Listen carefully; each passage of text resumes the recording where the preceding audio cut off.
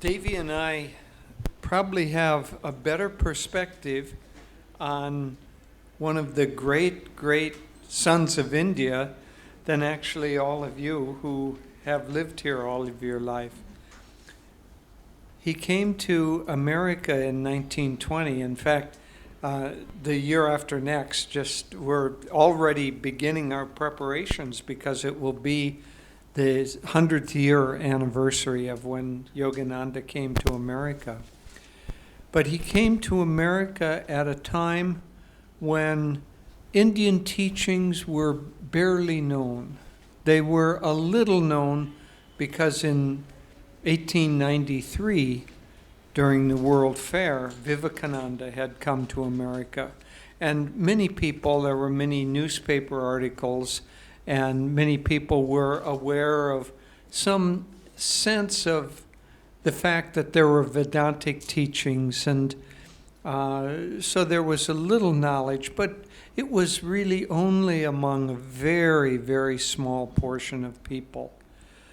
I saw a letter at some time a year or two ago from someone who had, during the time that Master had just come to America, around 1920 or 1921, asked if they could take sannyas, become a Swami, because they said in the letter there were only less than 10 Swamis in America at that time.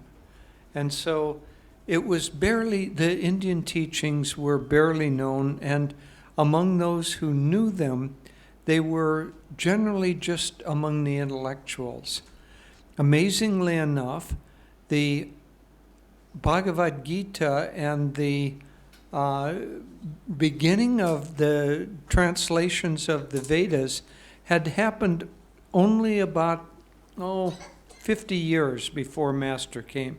They happened right around the time of around the time that America was born in 1776 was the first English translation of the Bhagavad Gita. So that was known a little among some of the intellectuals. But really, the amount of knowledge of Indian teachings was very, very little until Yogananda came. When he came in 1920, he was still a young man. He was 26 or 27 at the time.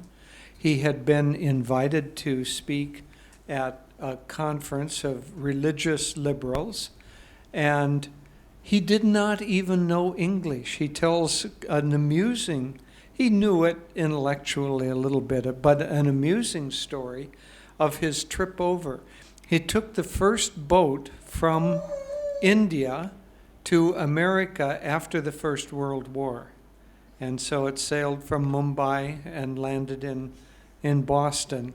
And on that first trip, they heard that he had come to address an American audience in some of the teachings of yoga, and they asked him to give a talk aboard the ship. And he said that for a full 5 minutes, he stood there completely frozen because he didn't trust his English. And then he began to speak. He said, "I have no memory at all of what I said, but everyone said it was a wonderful talk in good English." And so you can see that he didn't go with, one could say, all of the laurels and all of the tools.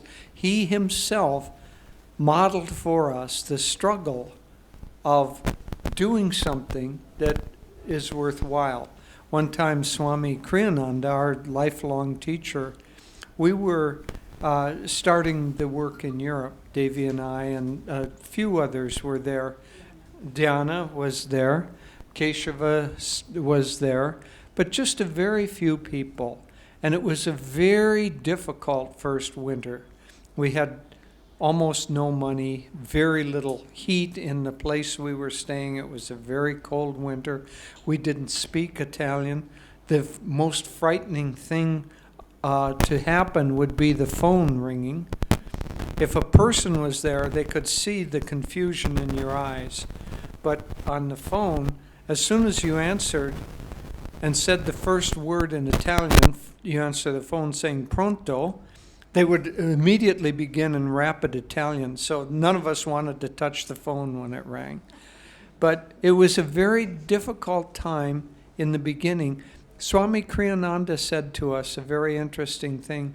He said, nothing worthwhile is begun without someone's tapasya, someone's struggling, someone's self-offering, really is what it means. Well, Yogananda had the mission to change the consciousness, first of all, of the world, of America, but more than that, of the whole world. So the tapasya had to be done by someone, and he did the tapasya. And it was amazing to see the amount of energy that he put out. He was there for about a year and a half or 2 years in the Boston area, and he gave some classes around, started a couple of small meditation groups, but his first classes were in rooms that were, I don't know, the size of the office here, and might have had 2 or 3 or 5 people. It wasn't as if he came with this big reputation and hundreds or thousands of people, but very quickly the word began to spread that here was somebody not only with a message that was relevant, but a spiritual power that people could feel. But he was extremely bold. So when you read his early posters or early advertisement, it would be subjects like come to hear Swami from India who will change your consciousness in 1 hour, or come and receive healing vibrations, and all kinds of energy going out to begin to attract people. I once read that you think of, an earthquake on land and the tsunami that happens if there's an earthquake in the sea. Very often, that seabed only raises less than a foot.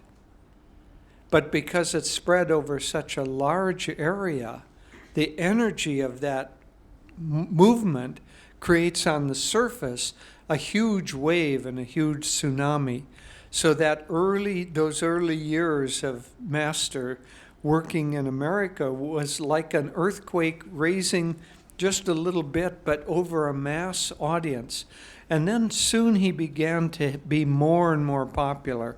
And he worked 18, 20 hours a day, day after day after day. When I first read about him and heard about him, I kind of had the vague idea that, he went and he did this huge talk in New York, and 5,000 people came to the largest auditorium, Madison Square Garden, and that there were people lined up around the block waiting to get in. So 5,000 heard the talk, and another 3,000 were waiting to get in. Then next I heard about him, he was in Chicago or Seattle or San Francisco, as if, he just did a little bit, and it was all picking the easy hanging fruit. Well, he had to plant the tree, he had to dig the garden, he had to water it, that tree had to come up. Finally, it began to bear fruit. So all of that was tremendous energy going out. So when he would come to a city in America, in the early years when he was touring, he said he was doing his spiritual campaigns. In the early years when he was touring, he would come to a city often for a month or 6 weeks. And during that 6-week period, he would give at least 1 class every day, sometimes 2 or 3 classes every day. in addition to that, he would be giving interviews, and he would be going for special meetings, and he would be doing social events. So he was busy from early morning till late at night, day after day after day. Then he would move on to the next city. And so this tremendous wave of energy began to be emitted. This light began to shine throughout America. And then gradually his reputation spread. So during the 1920s and 1930s, now in America, the 1920s were known as the Roaring Twenties. It was a kind of an era in which, I don't know how to put it exactly, the repression of the times before had been thrown off, and America was ready to drink and dance and party. And here was this yogi from India who looked strange and was talking about spiritual things, but he captured the imagination of a country, and so his reputation began to spread and spread. And then, indeed, everywhere he went, there were crowds of thousands of people waiting to hear him. But as I said, it wasn't just a big lecture that he gave. He would give a series of classes. The next year he would return. He would give that series of classes plus advanced classes. He initiated personally perhaps 100,000 people into Kriya Yoga. So he brought students along. All of the teachings that we have, all of the knowledge that we have of Vedic teachings, that comes basically from the class series that Yogananda did time after time after time. And you can read many of his lectures. He was a master orator, but more than having the skill of speaking well and having a popular personality, there he brought with him the depth of the greatest yogi ever to come from India to America. I'll make that statement as his disciple, but I think it's also backed up by the other things that he was able to do, the enormous change of consciousness. So gradually, over a period of time, he gave all of these classes. At the same time, he was writing lessons. He made many changes to adapt the yogic teachings to a new audience. For instance, he gave classes, or he called them Sunday services, because in America it was a Christian country, and people were used to their experience of any spiritual teaching was generally on Sunday morning in a church. So Yogananda started church, the Church of Self-Realization, and he gave classes there, but he kept going deeper and deeper and deeper. He advertised, which hadn't been done very much before. He also had some innovations that had never been applied to spiritual teachings. So he had a home study course. And so people could not only come and get the teachings from him in person, but then they could receive the home study course. And so he had a series of courses that he gave, many, many books that he wrote, so that once that first contact was made, then there was a way for people to continue to receive deeper and deeper teachings. He wrote hundreds, thousands of letters. He had a vast correspondence with his students and with all of the other people that he worked with.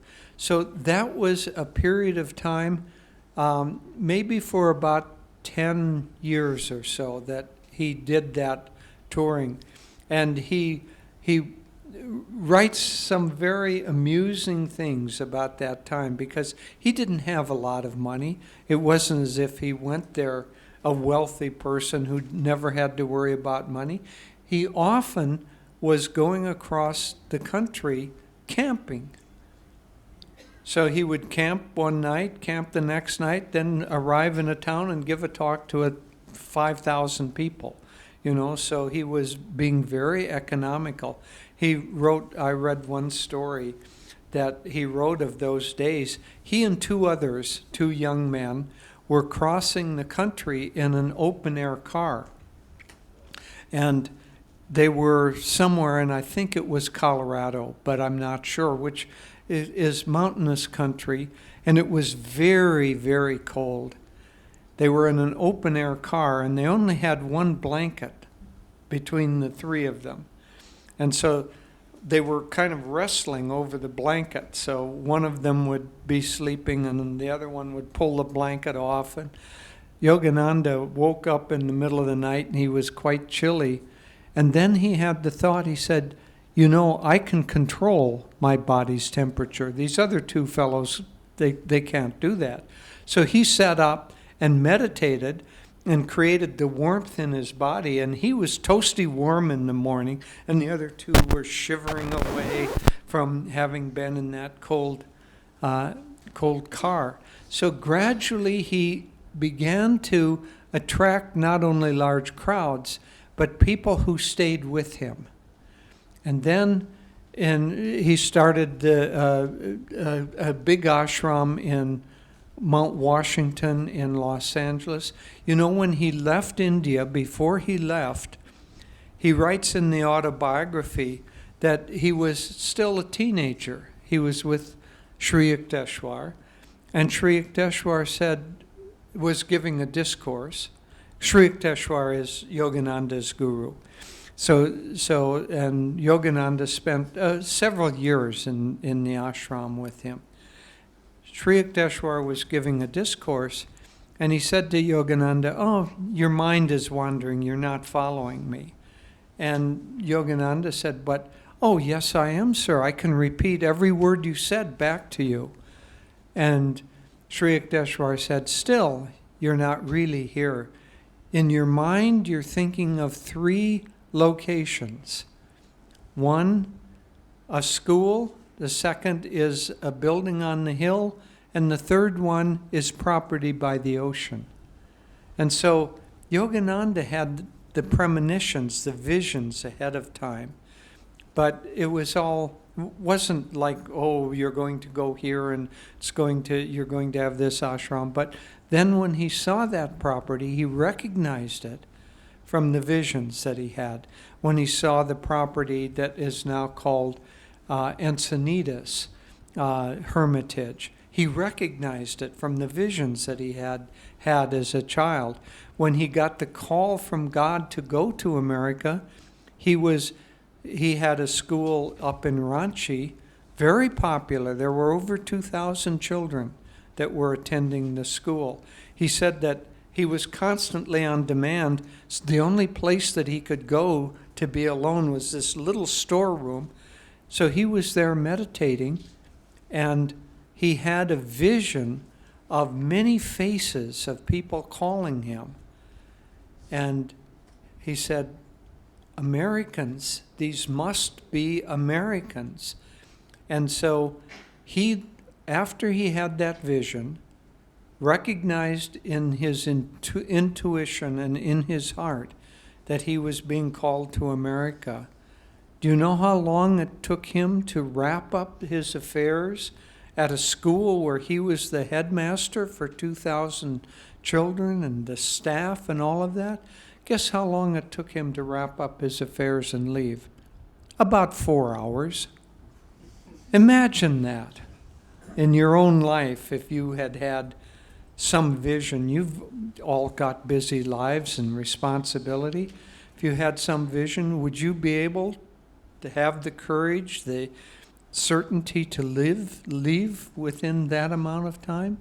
So he was always working with the will of God, and with that will of God, a tremendous power was there. So that continued. He started Mount Washington, and then after that, he didn't tour around so much because, as he wrote to his most advanced disciple, he said, even though I tour and have many students, still it isn't a permanent work. So now what I'm going to do is I'm going to be in one place at Mount Washington and put out the soul call and have those serious students come and join me. And so gradually, from about the mid-1930s, 1936 or so, he began to stay just generally in one place. I mean, he still traveled quite a lot, but nothing like he had been up until that time. And then his great disciples began to come. But then the real turning point was in 1946. He had been working on a book about his experiences. In the early years, the title of that was The Yogi Christs of India. And he had been working to write out the experiences that he had had of these great, great saints and the miracles and the life-changing philosophy that he had learned, was writing that out. That title then became The Autobiography of a Yogi, and that was published in 1946. Now, looking back, we know, it was very popular. It has sold millions of people. It must have been easy to get it published. He took it to 25 or 30 publishers, and it was too strange for them to want to take a chance on publishing it. So finally, a relatively obscure but a very honorable house, the Philosophical Library, which published a number of kind of scholarly works on religion. Finally, they understood the import of it, but they too, I think the first printing was, I don't know, just a few hundred or maybe a couple of thousand books. And I think Yogananda had to promise to buy half of the first printing because they weren't sure they could sell that. That became the most widely read biography, spiritual biography ever written. And it hit the world of America like a tsunami. Not at first, gradually more and more people read it. But those who read it were not only, many of them were influential people, but more than that, those people who read that had their lives changed. Now, those of you who have recently watched the movie The Answer or know the story of Swami Kriyananda, he read it about a year and a half after its first publication. He was in New York. He read that book. He found that book in a little bookstore. He had been seeking and seeking and seeking truth, but he couldn't find it anywhere. He was very bright, a very intelligent person, spoke many languages, very sensitive, but none of his professors, none of his teachers ever seemed to have the kind of wisdom that he was looking for. And finally he read that book, and it was absolutely life-changing to him. He soon got on a bus, traveled across the country, and came to California and became Yogananda's disciple. But he was one of the early ones. That experience has happened to hundreds of thousands of people. Devi and I have personally talked with several hundred people who read that book, and because of reading that book, their life, which was meandering or directionless or somehow not very satisfying, their life took on a new meaning and a new direction. And that book has touched the hearts and lives of millions of people. Now, around the world, that book is still 50, 70 years after its original publication. That book is in many places the most popular biography, autobiography, spiritual autobiography in the country. A few years ago, it was the #1 seller in Italy of spiritual works. So that seed has gone out, and it has touched and changed the lives of millions. And now that one young man of 27 years old arriving in Boston has lifted the whole planet a foot or two up in mass consciousness, and that wave of energy has gone around the world and certainly changed the lives of all of us who are his followers, but not only those of us, has changed the life of millions and millions of people.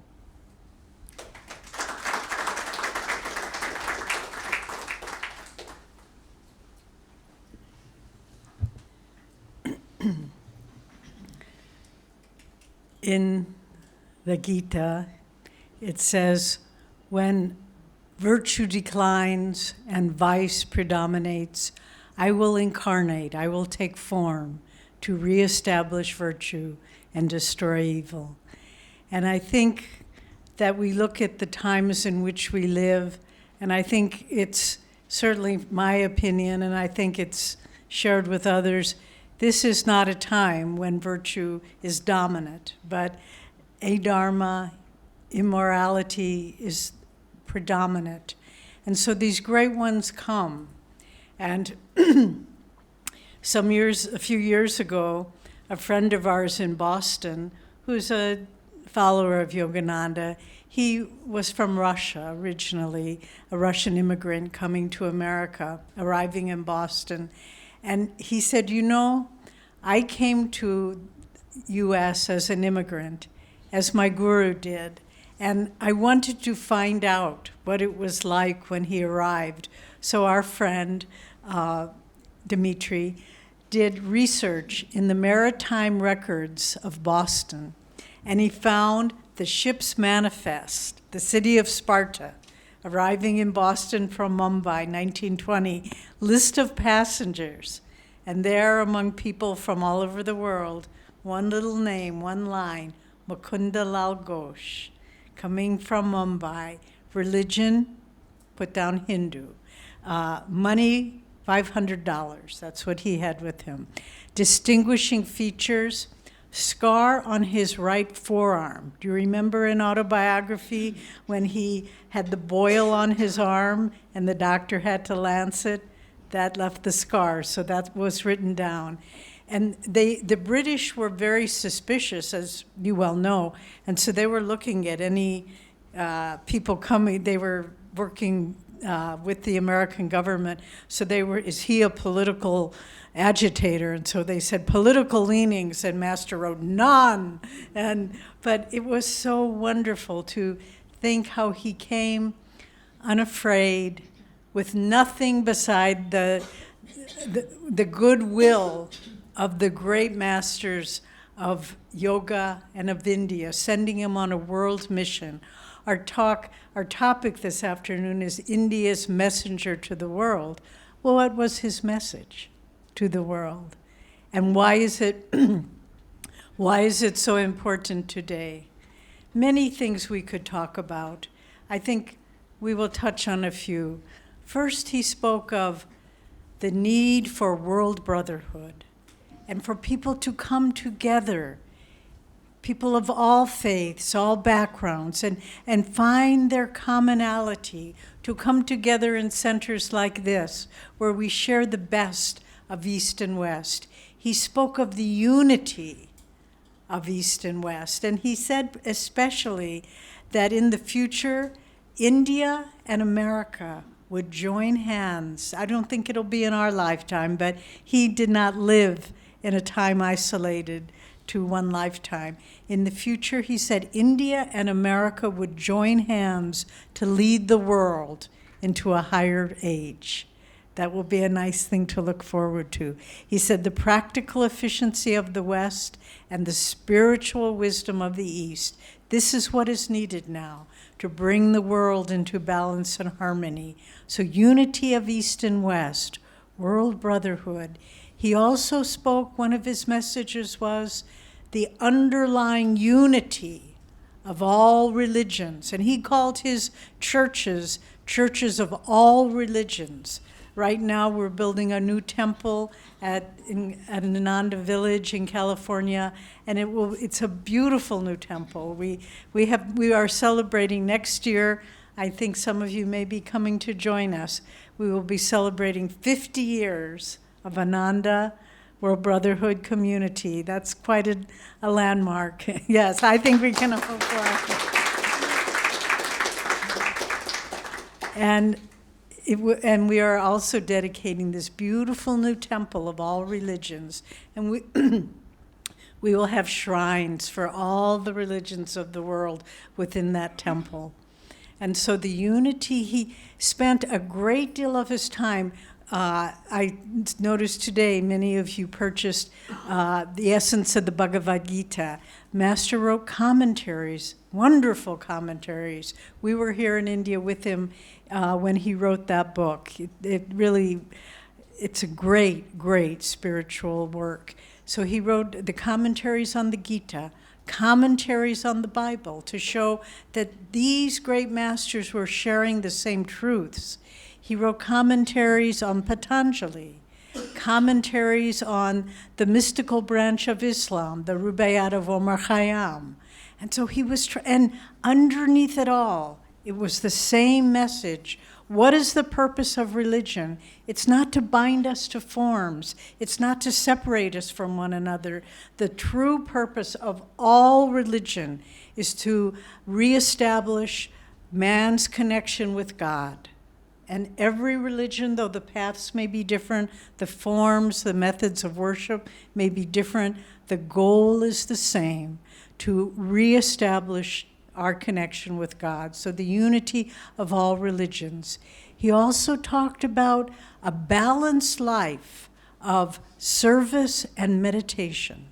That meditation alone will, in this age, which is very active, very rajasic, we can say, truthfully. In this age, we need to find how to introduce meditation in a busy life, and then how in our busy life to bring meditation. He said we need to be calmly active and actively calm. So to create that balance of finding God within ourselves and then in daily life, very important. He was not a yogi that withdrew and said, if you want to find God, go find a cave in the Himalayas or a monastery in Italy. He said, in the marketplace, in your daily life, this is where you find God. Wherever God has placed you, this is where you shall find him. He has so many wonderful quotes. He told our teacher, Swami Kriyananda, his direct disciple, he said in a past life, he was William the Conqueror. He was a great warrior. He also said in a past life, in the time of the Mahabharata and the Gita, he was Arjuna. And so he had a life of a warrior, a spiritual warrior. That's why he called his tours of America his spiritual campaigns. And it would take someone of such temperament to overcome the resistance of materialism to spirituality in this world. But he often used the phrase, I am bloodied but unbowed. And so in other words, it has not been an easy battle, but I stand my ground. And he modeled for us, because the path to God is not an easy path. We are tested and we are challenged. And he modeled how to walk forward on the spiritual path. And there were other aspects of his message that are so very useful. This morning we talked about Kriya Yoga, meditation and Kriya Yoga. And of course this too was one of his great messages. And he came to show that whatever, we didn't mention this so much this morning, but he gave Kriya initiation to people of all faiths, all backgrounds. I was born in America in the town of St. Louis, Missouri. It's not, if you ever are in America, you can skip it. It's not worth going to. I left as soon as I could. But Yogananda heard that there was a monk, a Christian monk, living in a monastery there. He made a special trip to meet this very conservative, go into this conservative Christian monastery. But the man was a true saint. And as soon as he saw him, he said, the monk, Christian monk, said to our Guruji, he said, "Man of God, you have come." And Master said, "Would you like initiation into Kriya Yoga?" And the man said, "Oh no, I have my way. It is through Christ." And Master said to him, "You are like someone who has been trying to leave a room, trapped in a room, and you keep trying to go out through the walls. Let me open a door for you. And so, and you will have your experience of Christ that you are looking for." In this context, the man said, "All right, I'll receive this initiation." The next day, he had a vision of Christ for the first time in his life. So everywhere he went, to Muslims, to Christians, to Jews, we have a friend who lives at Ananda, whose uncle, from St. Louis, Missouri, whose uncle was a man of the Jewish faith. He met Yogananda. Yogananda came to his home and had dinner there. And our friend who lives at Ananda Village has the letter that Yogananda wrote to her uncle, thanking him for hosting him. So the path of Kriya Yoga, it embodies all of, in a sense, it's the essence of his message, because it's universality of all religions, the commonality of East and West, sharing the best of both, people coming together in Sangha to support each other. We spoke to a woman this morning out in the garden, and she said, "I try to meditate, but I can't do it." And I said, "Come meditate at the center here." That's why Yogananda told us to come together, to meditate together. It strengthens your practice. The magnetism of the group will help you in your practice. So his message was one of power and strength, of vision and of a sense of the future. He was a bridge builder. He built a bridge from the materialism of today to the spirituality of the future. The bridge is finished. Now it's up for us to walk across that bridge. And one by one, people are beginning to walk from where we stand now in a more materialistic consciousness to move forward into the future. Isn't in time, the future is consciousness. We could be living in a higher age right now if enough people would turn their minds away from materialism towards spirituality. And Yogananda, in a few words, we can sum up his message to the world. He said, quoting him directly, he said, "The time for knowing God has come." His techniques, his magnetism, his blessings, his grace, they are all there.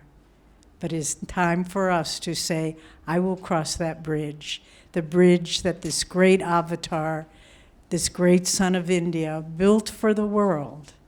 And hand in hand we can go forward. And I see you all as my Guru Bhais, my brothers and sisters in this great spiritual movement that Yogananda brought. And we close our part of this wonderful spiritual prayer with our prayer for each of you, that you can take your next step forward in your spiritual life, and that you can move across this bridge of light, this rainbow bridge, as he called it, into knowing God in your own life. God bless you.